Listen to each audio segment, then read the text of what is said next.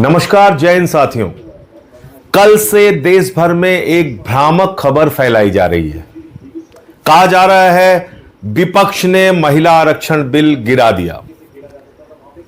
सारा गोदी मीडिया चिल्ला चिल्ला के, चीख चीख के वही बात कह रहा है जो मोदी जी कहते हैं, जो भारतीय जनता पार्टी के लोग कहते हैं। मैं तो कह रहा हूं इन चैनलों को अपना नाम बदल के बीजेपी के नाम से रख देना चाहिए। बीजेपी का मीडिया प्रकोष्ठ बन के लोग काम कर रहे हैं। एक झूठी और भ्रामक खबर कि महिला आरक्षण बिल विपक्ष ने गिरा दिया, यह चलाया जा रहा है। और कल से मैं देख रहा हूं पूरी की पूरी भारतीय जनता पार्टी महिला हितैषी बन गई है। वो पार्टी जिसकी मातृ संस्था आरएसएस ने 100 वर्षों में एक भी महिला प्रमुख नहीं बनाया आरएसएस का। वो पार्टी जिसकी मातृ संस्था आरएसएस में महिलाओं का प्रवेश वर्जित है, वो भारतीय जनता पार्टी और जनसंघ जिसका आज तक कोई भी अध्यक्ष महिला नहीं हुआ।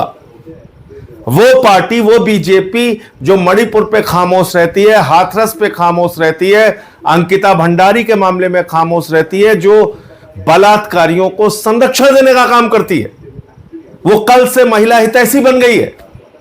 और मैं देख रहा हूं कि पूरी की पूरी गोदी मीडिया उनके पक्ष में खड़ी है।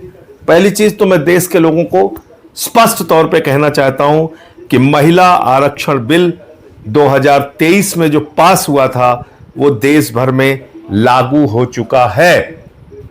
यह उसका नोटिफिकेशन है। 16 अप्रैल 2026 को 3 साल के बाद, याद रखिएगा 3 साल के बाद इस बिल को नोटिफाई किया मोदी जी ने। 16 अप्रैल 2026 को, आज 18 है, कल 17 थी, उसके पहले 16। ये देखिए आप, तो ये कौन सा बिल नोटिफाई हुआ है?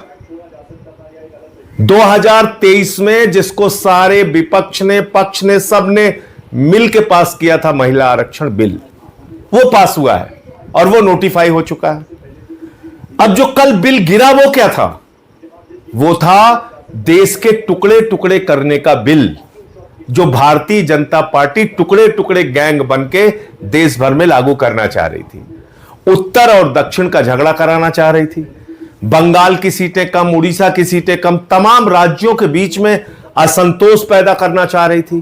तो आपसे मैं पूछना चाहता हूं, क्या आप देश में असंतोष चाहते हैं? क्या लड़ाई झगड़ा चाहते हैं? क्या भारतीय झगड़ा पार्टी जो चाहती है कि साउथ और नॉर्थ के बीच में झगड़े शुरू हो जाए, क्या इससे आप भी सहमत हैं?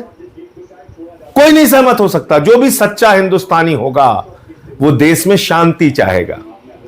और इसलिए सारे विपक्ष ने ये डीलिमिटेशन का बिल, ये महिला आरक्षण बिल की आड़ में जो एक घिनौना खेल खेलने की कोशिश भारतीय जनता पार्टी कर रही थी, वो संशोधन गिराने का काम किया है।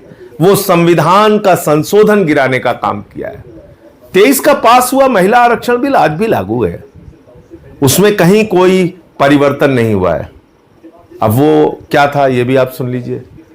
महामानव ने 2023 में जो महिला आरक्षण बिल पास किया था, उसमें उन्होंने लिखा था कि पहले जनगणना होगी, जनगणना के बाद डिलिमिटेशन होगा, डिलिमिटेशन के बाद आरक्षण होगा। यह किसने लिखा था?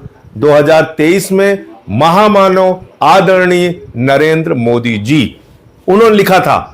हमने नहीं लिखा था, गोदी मीडिया के लोगों, हमने नहीं लिखा था। यह आपके महामानव आदरणीय नरेंद्र मोदी जी ने लिखा था 2023 के बिल में। और तब हमने कहा कि भाई 543 में 33% आरक्षण दे के मामला खत्म करो ना।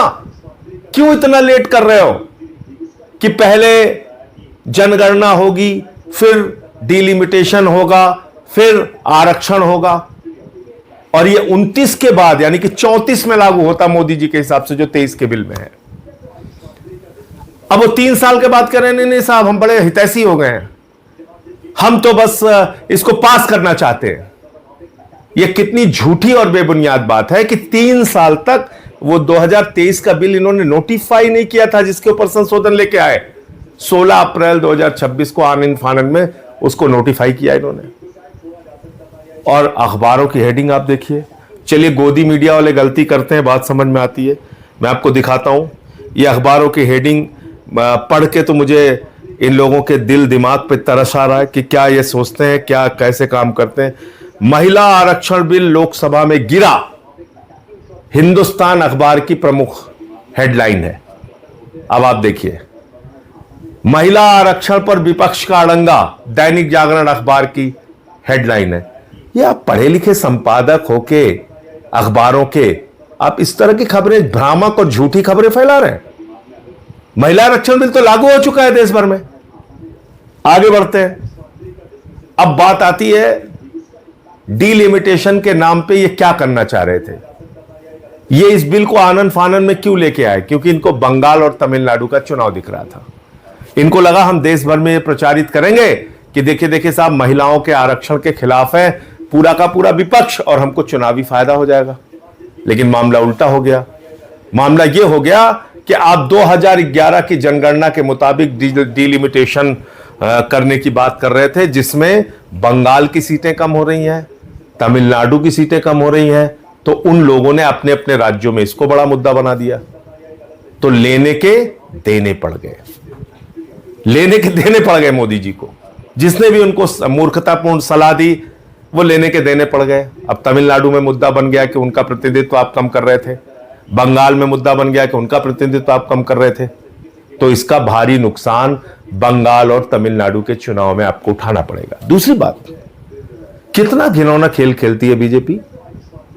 कभी आपने सोचा बीजेपी इतना घिनौना खेल खेलती है कि अभी एक स्टिंग ऑपरेशन हुआ हुमायूं कबीर का, जो बाबरी मस्जिद बना रहा है, जिसने अपनी पार्टी बना के वहां पे चुनाव लड़ने का काम किया। उस हुमायूं कबीर ने कहा कि हमको बीजेपी ने 1000 करोड़ रुपए चुनाव लड़ने के लिए दिए हैं, 1000 करोड़ रुपए। और हुमायूं कबीर बाबरी मस्जिद बनवा रहा है वहां पे। इसका मतलब बीजेपी के पैसे से बाबरी मस्जिद बन रहा है वहां पे। इतना ही नहीं, हुमायूं कबीर को केंद्र सरकार ने जेड कैटेगरी की सुरक्षा दी है। जो व्यक्ति बाबरी मस्जिद बनवा रहा है उसको मोदी ने जेड कैटेगरी की सुरक्षा क्यों दी है? क्या इतना नहीं सोच पा रहे हैं आप लोग? क्या इतनी आंखों पे पट्टी बांध ली आप लोगों ने कि कितना घिनौना खेल खेलती है बीजेपी? इसलिए इन लोगों से सावधान रहिए। और मैं फिर दोहराना चाहता हूं, महिला आरक्षण बिल 2023 में जो पास हुआ था वो लागू हो चुका है। डीलिमिटेशन बिल के जरिए जो देश के टुकड़े टुकड़े करने की, आपस में लड़ाने की, उत्तर दक्षिण का झगड़ा कराने की जो कोशिश थी, वो कोशिश विपक्ष ने मिलकर नाकाम किया है। जय हिंद।